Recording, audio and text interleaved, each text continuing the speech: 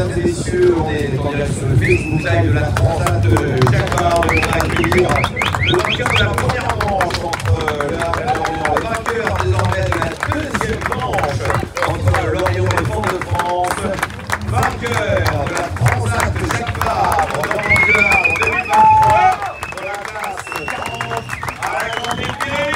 Bonjour les carrières avec Nicolas Andrieux.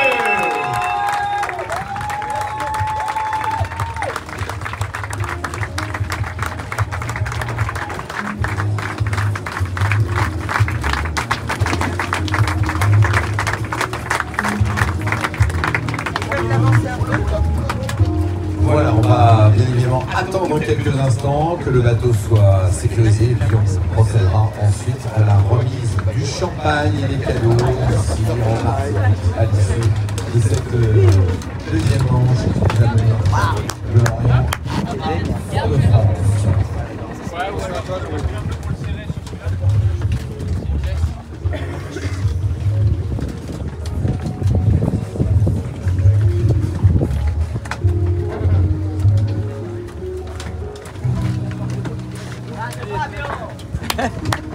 Voilà, mesdames, messieurs, un bonjour les carrières sur la Grande Épée.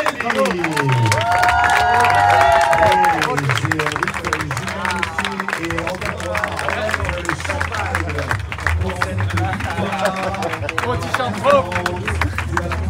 À la Grande Épée. Bravo.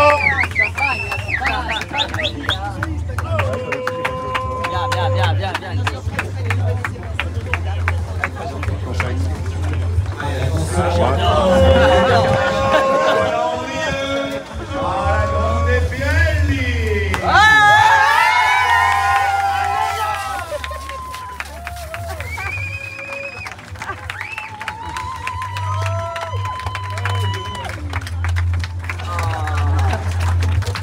Ciao, petit bateau. Voilà.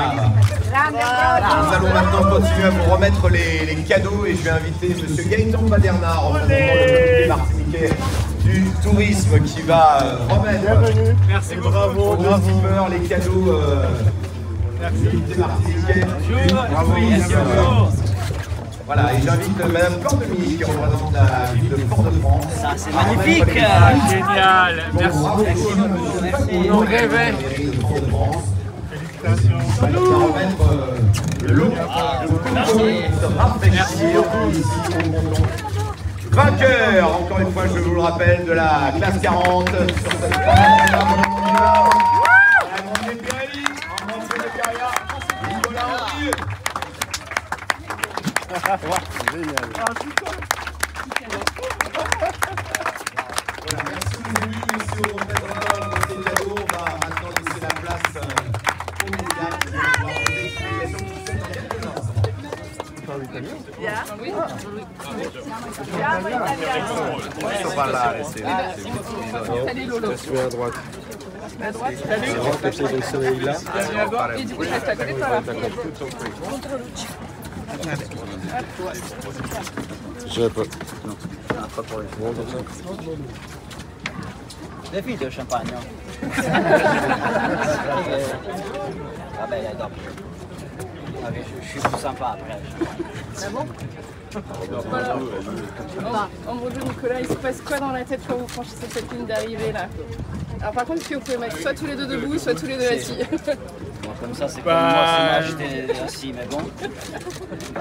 Déjà énormément de bonheur et surtout, en tout cas pour moi, un sentiment de délivrance. Parce que j'ai trouvé l'intensité de la compétition extrêmement forte. Et avec les bateaux qu'on avait proches de nous et les bateaux lointains, c'était une pression qui a été dure à tenir pendant 17 jours. Et donc ouais, la première sensation, c'est de la délivrance. Voilà. Bah, en fait, ça fait quelques heures qu'on sait que plus ou moins on allait la gagner, mais on s'interdisait complètement de le dire. Et du coup, c'est un poids énorme qui se libère, c'est très beau. Ouais. Et justement, on va avoir toute cette pression, cette tension là avec tous les bateaux. Avoir choisi cette option sud, vous, comment, pourquoi? Qu'est-ce que vous avez fait pourquoi vous avez fait ce choix-là?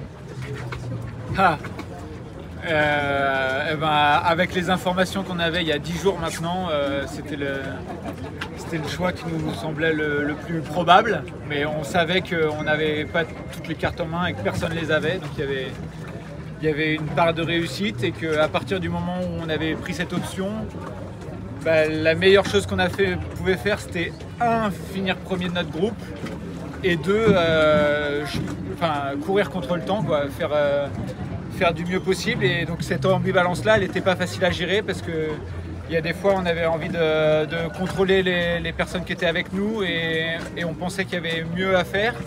Et donc on a essayé de faire notre chemin comme ça, mais non, les éléments de décision qu'on avait il y a 10 jours pour choisir, ils étaient tout petits, il restait énormément d'aléatoires et donc il y a une part de réussite dans tout ça. Ouais.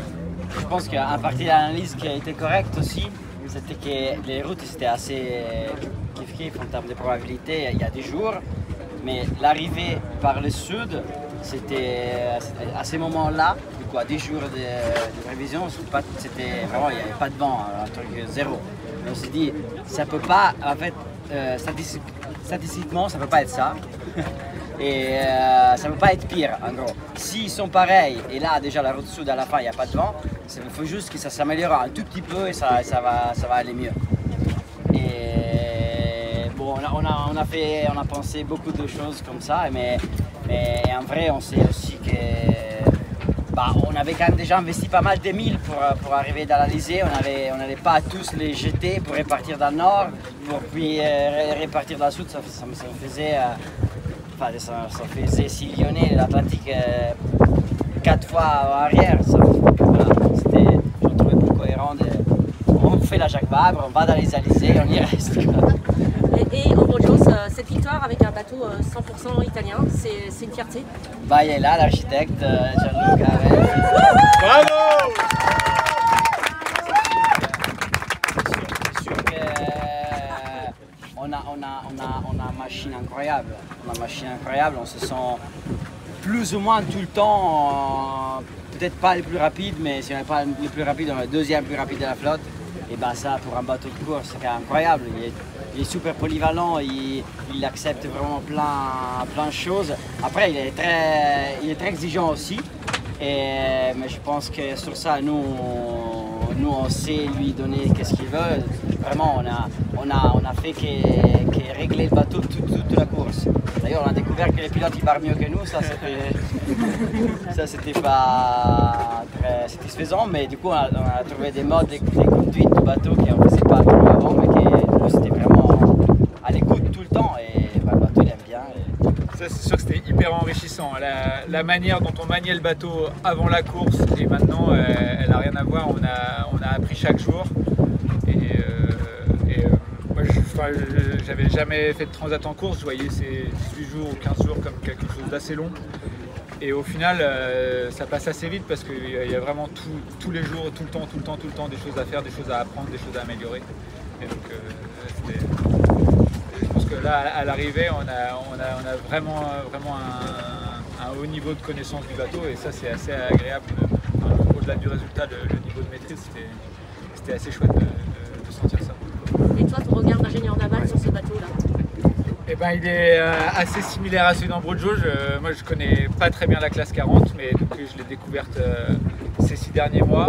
Et en effet, le bateau, il me semble, est d'une polyvalence incroyable. C'est-à-dire qu'on n'a pas de trou, il n'y a jamais de moment où on se dit « Ah, ça, c'est pas nos positions ».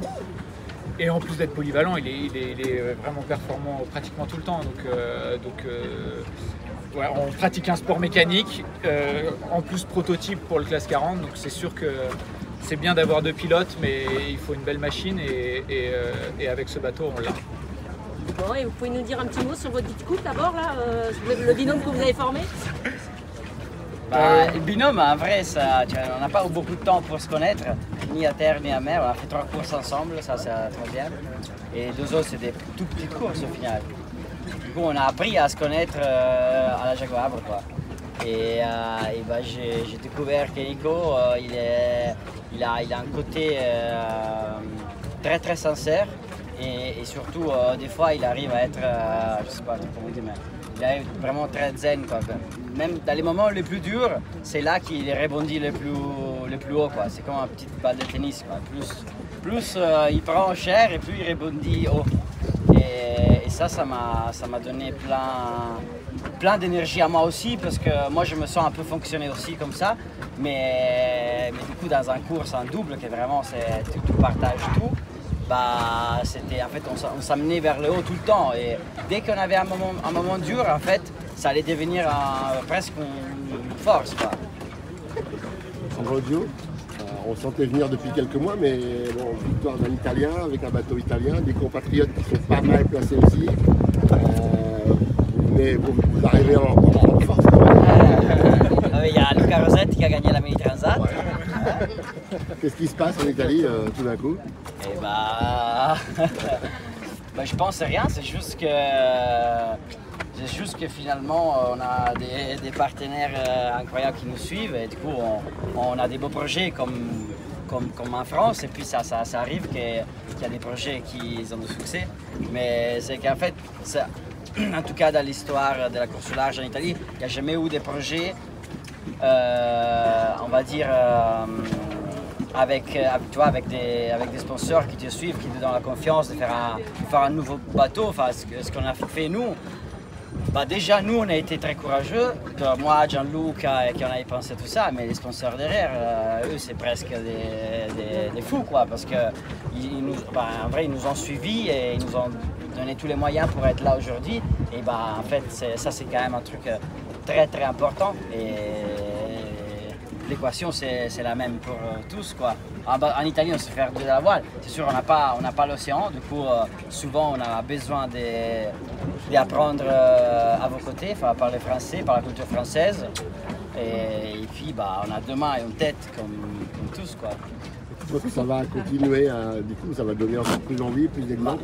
Ça c'est, je pense que oui, comme dans tous les sports, tu vois, quand il y a quelqu'un qui... En fait, la course au large, c'est pas très connu quand même. Et du coup, en Italie, voilà, quand il y a quelqu'un qui gagne, là cette année, on gagne Jacques Vabre 1540 et Mini Transat en série. C'est sûr que, voilà, j'espère en tout cas, moi ça me ferait énormément plaisir que dans 10 ans, il y aura des ministres, parce qu'ils ont vu que... ils ont découvert déjà ce sport, qu'il y avait des sponsors qui donnaient la possibilité de le faire. Moi aussi, quand j'avais 20 ans et j'ai commencé la voile, je pensais... Je savais même pas que ça existait, cette possibilité. Alors enfin quand je suis arrivé à Lorient, je me suis dit bon bah alors on peut le faire. So I'm going to a few words in English and Italian. Yeah, okay. How do you feel? Good. That's fine, now Italian. Molto bene.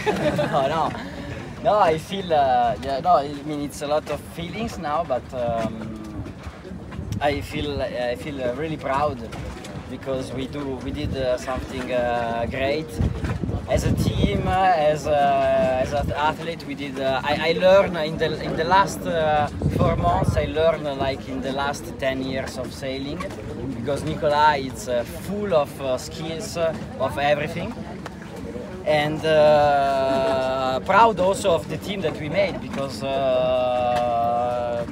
Bernardo is not here, but Bastien that is here, and all the people that helped us building this project. To me, it's something very rich, and I'm really happy to share this with them. So, E le nemmeno in italiano? in italiano. No, in italiano, cosa diciamo? No, beh, è stata una regata stupenda, una regata magnifica. In questo momento sento molta fiertà di quello che abbiamo fatto, fierezza, perché negli ultimi mesi ho imparato come mai nella mia vita da navigatore. Sono stato veramente come un acceleratore impressionante. Ho conosciuto Nicola, che è una persona fantastica e che mi ha insegnato veramente tantissime cose. E poi la prova che abbiamo costruito questo team, che diventa sempre più forte, sempre più bello lavorare insieme. Quando ho iniziato questo progetto 1 anno e mezzo fa, diciamo che una delle cose che mi dicevo era che mi portavo dietro al Mini e che io andavo bene perché ero molto motivato, riuscivo a trasmettere questa passione anche alle persone che lavoravano con me, ed è molto vero che è un po' il nostro motto, insomma, essere appassionati di quello che facciamo in questo team. boh, io mi trovo veramente benissimo e spero che le persone che lavorano con noi facciano altrettanto. Fantastico. Ambrogio, il momento chiave della regata. Le moments clou della corsa. In italiano, però. Sì, no, ma questa no, l'ho tradotta perché abbiamo parlato spesso durante la regata, perché alla Rotte del Rum gli dicevo, Nicola, alla Rotte del Rum c'è stata una virata che poi ha deciso la classifica, io vorrei capire prima quale sarà questo momento. E io dicevo, guarda che è un po' difficile. E vabbè, è successo che 2 giorni e mezzo fa, a un certo punto facciamo un'opzione diversa eravamo primi del gruppo Sud, ma avevamo 15 miglia di vantaggio su Ipsa e un po' di più sull'altro gruppo, però insomma eravamo noi e Ipsa. E poi continuavamo a guardare le barche del gruppo Nord, che una volta erano primi loro, una volta noi, quindi comunque bisognava decidere o proteggere, diciamo, la posizione su Ipsa oppure attaccare e cercare di vincere la regata. E lì alla fine dicevamo, vabbè, attacchiamo, ok, attacchiamo, facciamo una distanza laterale di 100 miglia per andare a cercare una rotazione. Succede questa cosa qua e passiamo alla peggior notte di tutta la regata e ci convinciamo che abbiamo perso tutto, che finiremo 15esimi, che è un disastro. E io vado a dormire quindi un po' depresso, mi sveglio che invece Nicolà fa no ma aspetta, rimettiamo le cose in ordine. Allora è successo così, abbiamo fatto così e 24 ore dopo avevamo 40 miglia di vantaggio in più su Ipsa, che ci ha dato poi l'opportunità effettivamente di attaccare veramente, agganciare per primi questo vento qua insperato e arrivare davanti al gruppo Nord con agio, cosa che non era assolutamente prevedibile. Grazie. Grazie. Signore e signora, alla grande Pirelli, Ambrogio Beccaria, anche Nicolando. Salve a te! Brava lui!